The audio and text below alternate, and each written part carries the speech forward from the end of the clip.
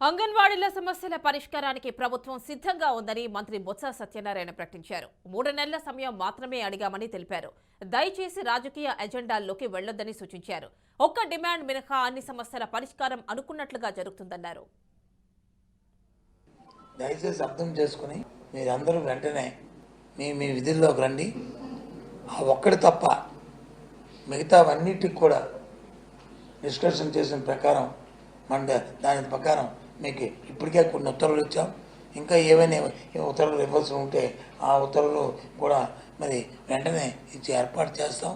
అర్థం చేసుకోవాలని చెప్పని, సానుకూలంగా స్పందించాలని చెప్పని, దయచేసి రాజకీయ పార్టీల ఉద్యోగం వాళ్ళ ఎజెండాలో మీరు తలదూర్చొద్దని, ఆ రాజకీయ ఎజెండాలోకి మీరు వెళ్ళొద్దని చెప్పని, ఎవరైతే బాలింతలు ఉన్నారో, ఎవరైతే ప్రెగ్నెంట్ లేడీ ఉన్నారో, కడుపుతో ఉన్న మరి సోదరిమణులు ఎవరైతే ఉన్నారో, ఎవరైతే పిల్లలు ఎవరైతే బాలమృతం కావచ్చు తిరిగి ఉండాలని ఎవరైతే ఉన్నారో వాళ్ళకి ఇబ్బంది కలిగే పరిస్థితిని దయచేసి తేవద్దు.